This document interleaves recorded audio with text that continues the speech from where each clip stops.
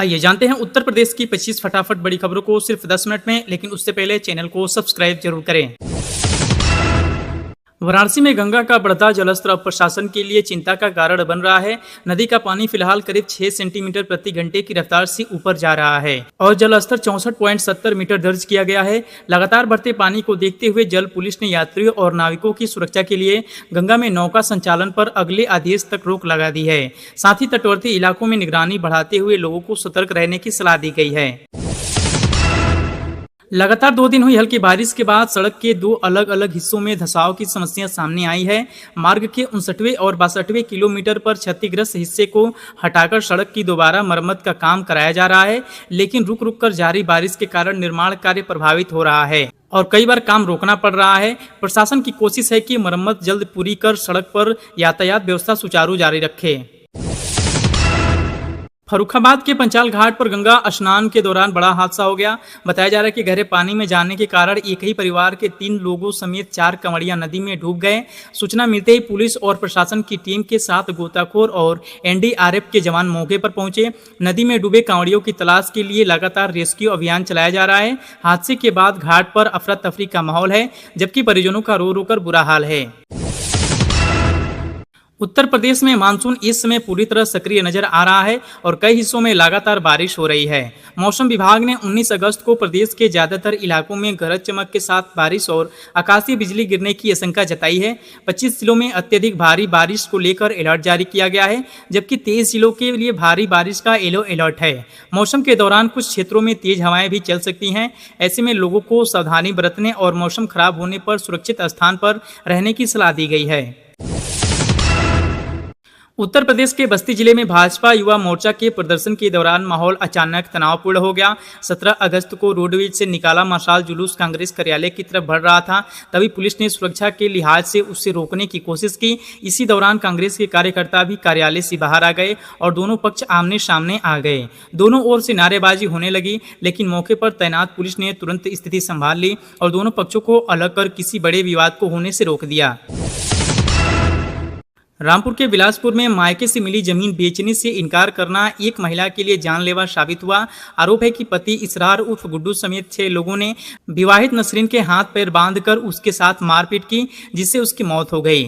शिकायत मिलने के बाद पुलिस ने 6 आरोपियों के खिलाफ मुकदमा दर्ज किया है। मुख्य आरोपी पति इसरार को गिरफ्तार कर अदालत में पेश किया गया, जबकि बाकी आरोपियों की तलाश जारी है। मुरादाबाद के एक प्रसिद्ध प्राचीन काली मंदिर में महंत की गद्दी को लेकर चल रहा विवाद अब मारपीट और धमकी तक पहुंच गया। आरोप है कि मंदिर प्रबंधन से हटाए गए पूर्व महंत सज्जन गिरी अपने कुछ साथियों के साथ परिसर में पहुंचे और वहां हंगामा करने के साथ मारपीट की। घटना के बाद वर्तमान महंत ने पुलिस को शिकायत दी। पुलिस ने कार्रवाई करते हुए पूर्व महंत समेत 5 लोगों को गिरफ्तार कर लिया है और मामले में आगे की कानूनी प्रक्रिया जारी है। नोएडा और ग्रेटर नोएडा की तरह अब यमुना सिटी में भी एक भव्य प्रवेश द्वार बनने की तैयारी शुरू हो गई है। यमुना एक्सप्रेसवे औद्योगिक विकास प्राधिकरण यानी YIID ने इस परियोजना को लेकर प्रक्रिया तेज कर दी है। प्रस्तावित गेट को यमुना सिटी की अलग पहचान के तौर पर विकसित किया जाएगा और इसमें आधुनिक वास्तुकला की झलक देखने को मिलेगी। अधिकारियों के मुताबिक प्रवेश द्वार का डिजाइन तैयार करने का काम अंतिम चरण में है और जल्द ही इसका प्रारूप सार्वजनिक किया जा सकता है। राजधानी लखनऊ समेत उत्तर प्रदेश के कई इलाकों में मौसम ने एक बार फिर करवट ली है। मौसम विभाग ने लखनऊ, कानपुर, उन्नाव सहित आसपास के 8 जिलों में तेज बारिश के साथ गरज चमक और आकाशीय बिजली की संभावना जताई है। मानसून सिस्टम सक्रिय होने के कारण कुछ क्षेत्रों में तेज हवाएं भी चल सकती हैं। लगातार बारिश से निचले इलाकों में जल भराव की परेशानी बढ़ने की आशंका है। ऐसे में प्रशासन ने लोगों से जरूरी काम होने पर ही घर से निकलने और खराब मौसम के दौरान सुरक्षित स्थान पर रहने की अपील की है। शाहजहांपुर के पोया क्षेत्र के मुड़िया कुर्मियाद गांव में भारी बारिश के बीच मंगलवार सुबह दर्दनाक हादसा हो गया। बारिश के दौरान एक मकान का लेंटर अचानक ढह गया, जिसके मलबे में दबकर 2 वर्षीय मासूम अरव और 26 वर्षीय राजन की मौत हो गई। वहीं 27 वर्षीय काजल गंभीर रूप से घायल हुई हैं। हादसे की सूचना मिलते ही ग्रामीणों और राहत दल मौके पर पहुंचे और मलबा हटाकर लोगों को बाहर निकाला। घायल काजल को प्राथमिक उपचार के बाद जिला अस्पताल भेजा गया है, जहाँ उनकी हालत गंभीर बताई जा रही है। लखनऊ में जयप्रकाश नारायण सर्वोदय विद्यालय के छात्राओं ने शिक्षकों की कमी को लेकर विरोध प्रदर्शन किया। छात्राओं का कहना है कि कई विषयों के शिक्षक उपलब्ध नहीं होने से उनकी पढ़ाई प्रभावित हो रही है और समय पर पाठ्यक्रम पूरा नहीं हो पा रहा है। हाथों में बैनर और तख्तियां लेकर छात्राएं सड़क पर पहुंची और मुख्यमंत्री आवास की ओर जाने की कोशिश की। सूचना मिलने पर पुलिस ने बुद्धेश्वर मोहन रोड पर उन्हें रोक लिया और बातचीत कर मामला शांत कराया। आगरा में पत्नी के चरित्र पर शक का खौफनाक नतीजा सामने आया है। आरोप है कि एक पिता ने अपनी 11 महीने की मासूम बेटी को अपनी संतान मानने से इनकार करते हुए यमुना नदी में फेंक दिया। बताया जा रहा है कि आरोपी बच्ची को फोटो खींचने के बहाने गोद में लेकर यमुना पुल पर पहुंचा और मौका मिलते ही उसे नदी में फेंक दिया। घटना के बाद पुलिस ने आरोपी के खिलाफ मुकदमा दर्ज कर लिया है और बच्ची की तलाश के साथ मामले की जाँच की जा रही है। मेरठ में एक अग्निवीर पर नशे की हालत में सड़क पर हंगामा करना और कई वाहनों को टक्कर मारने का आरोप लगाया है। बताया जा रहा है कि आरोपी ने रेस्टोरेंट के बाहर अपनी कार से कई गाड़ियों को टक्कर मार दी, जिससे मौके पर अफरा तफरी मच गई। पुलिसकर्मी उसे रोकने पहुंचे तो उनके साथ भी कथित तौर पर अभद्रता और हाथापाई की गई। इस दौरान एक पुलिसकर्मी की वर्दी फटने की बात सामने आई है। घटना का वीडियो सोशल मीडिया पर वायरल हो रहा है। पुलिस ने आरोपी को हिरासत में लेकर मामले की जाँच और कानूनी कार्रवाई शुरू कर दी है। लखनऊ के पारा इलाके में अवैध डेयरियों के खिलाफ कार्रवाई के दौरान नगर निगम की टीम पर अचानक पथराव किए जाने से स्थिति तनावपूर्ण हो गई है।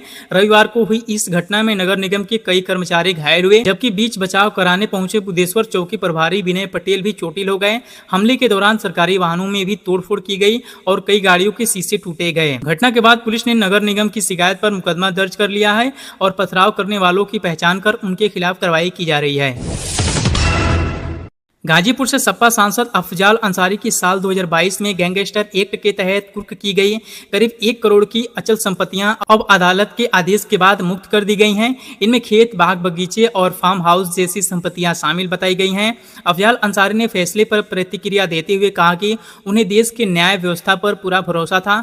उन्होंने दावा किया कि जिस मामले में संपत्तियां कुर्क हुई थी उसमें इलाहाबाद हाई कोर्ट ने उन्हें आरोपों से बरी किया था और बाद में सुप्रीम कोर्ट ने भी उस फैसले को बरकरार रखा। उन्होंने कहा कि आखिरकार न्याय की जीत हुई है। अंबेडकर नगर और वरिष्ठ आईपीएस अधिकारी आशुतोष मिश्रा की 91 वर्षीय मां इंद्रावती की घर में हत्या से सनसनी फैल गई। बताया जा रहा है कि वारदात के दौरान उनके मुंह में कपड़ा ठूंसा गया था और शरीर से जेवर भी गायब मिले, जिसके चलते पुलिस लूट के एंगल से भी जांच कर रही है। घटना का जानकारी मिलते ही पुलिस ने जांच शुरू की और 3 संदिग्धों को हिरासत में लेकर पूछताछ की जा रही है। मामले को लेकर बसपा प्रमुख मायावती ने चिंता जताते हुए कानून व्यवस्था पर सवाल उठाए और दोषियों के खिलाफ सख्त कार्रवाई की मांग की है। लखनऊ के चौक समेत आसपास के प्रमुख बाजारों में जियो टैगिंग व्यवस्था के विरोध में व्यापारियों का प्रदर्शन देखने को मिला। विरोध के दौरान कई दुकानदारों ने अपने प्रतिष्ठान बंद रखे और बड़ी संख्या में व्यापारी सड़क पर उतरकर नारेबाजी करने लगे। व्यापारियों का आरोप है कि नई व्यवस्था के कारण उन्हें अनावश्यक परेशानियों का सामना करना पड़ रहा है। अपनी मांगों के समर्थन में व्यापारियों ने मुख्यमंत्री के नाम उनसे हस्ताक्षर किया हुआ ज्ञापन एससीपी चौक पर सौंपा। व्यापारियों ने चेतावनी दी कि यदि जियो टैगिंग की अनिवार्यता वापस नहीं ली गई तो देशव्यापी आंदोलन शुरू किया जा सकता है। कानपुर में जमीन के लेन देन को लेकर चल रहे विवाद में पुलिस की भूमिका पर गंभीर आरोप सामने आए हैं। पीड़ित ने स्थानीय चौकी के दरोगा पर समझौता कराने के नाम पर 20,000 लेने का आरोप लगाया है। शिकायतकर्ता का कहना है कि रकम लेने के बावजूद उसके पक्ष में निष्पक्ष कार्रवाई नहीं की गई और उसी पर ही दबाव बनाया गया। मामले की शिकायत वरिष्ठ अधिकारियों से पहुंचने के बाद विभाग ने जांच शुरू कर दी है। अब जांच के आधार पर आरोपों की सच्चाई और आगे की कार्रवाई तय की जाएगी। पश्चिमी यूपी के बाद अब पूर्वांचल के कई इलाकों में भी बाढ़ का खतरा बढ़ता दिखाई दे रहा है। पहाड़ी और मैदानी क्षेत्रों में लगातार बारिश के कारण प्रयागराज से वाराणसी तक गंगा और यमुना का जलस्तर तेजी से ऊपर जा रहा है। प्रयागराज में यमुना और टोंस नदी के बढ़ते पानी से संगम क्षेत्र का बड़ा हिस्सा डूब गया है। वहीं वाराणसी में गंगा करीब 7 सेंटीमीटर प्रति घंटे की रफ्तार से बढ़ रही है।